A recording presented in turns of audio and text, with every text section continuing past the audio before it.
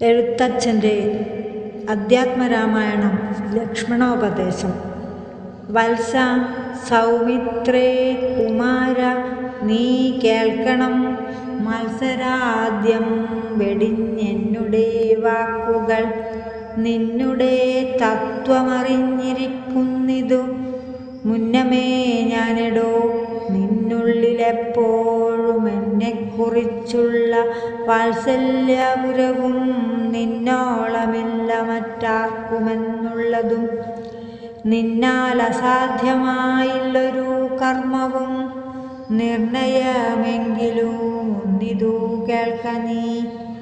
ദൃശ്യമായുള്ളൊരു രാജ്യദേഹാദിയും വിശ്വവും നിശേഷധാന്യധനാദിയും സത്യമെന്നാകിലേ തൽപ്രയാസം തവ യുക്തമതല്ലായിലെന്തതിനാൽ ഫലം.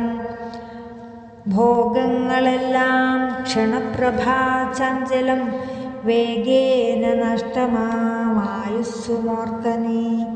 വന്നി സപ്തലോഹസ്ഥാംബുബിന്ദു നാസന്നിഭം മർത്യജന്മം ക്ഷണഭംഗുരം ചക്ഷുശ്രവണകളസ്ഥമാം ദർദൂരം ഭക്ഷണത്തിനപേക്ഷിക്കുന്നതുപോലെ കാലാഹിന പരിഗ്രസ്തമാം ലോകവുമാലോല ചേതസാ ഭോഗങ്ങൾ തേടുന്നു. പുത്രമിത്രാർത്ഥകളത്രാദിസംഗമം എത്രയും അല്പകാലസ്ഥിതമോർക്ക നീ. പാന്ധർ പെരുവഴിയമ്പലം തന്നിലെ താന്തരായിക്കൂടി വിയോഗം വരുമ്പോലെ നദ്യാമൊഴുകുന്ന കാഷ്ഠങ്ങൾ പോലെയും എത്രയും ചഞ്ചലമാലയാ സംഗമം. ലക്ഷ്മിയും അസ്ഥിരയല്ലോ മനുഷ്യർക്കു നിൽക്കുമോ യൗവനവും പുനരധ്രുവം.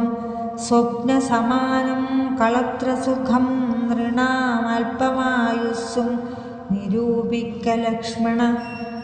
രാഗാദിസങ്കൂലമായുള്ള സംസാരം ആകെ നിരൂപിക്കൽ സ്വപ്നതുല്യം സഖേ.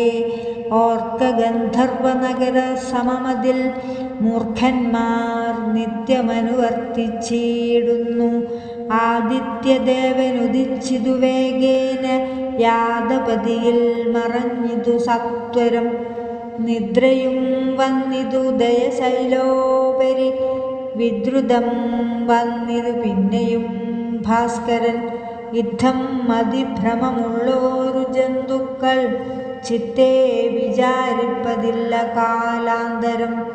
ആയുസ്സു പോകുന്നതേതുമറിവീല മായാസമുദ്രത്തിൽ മുങ്ങിക്കിടക്കയാൽ.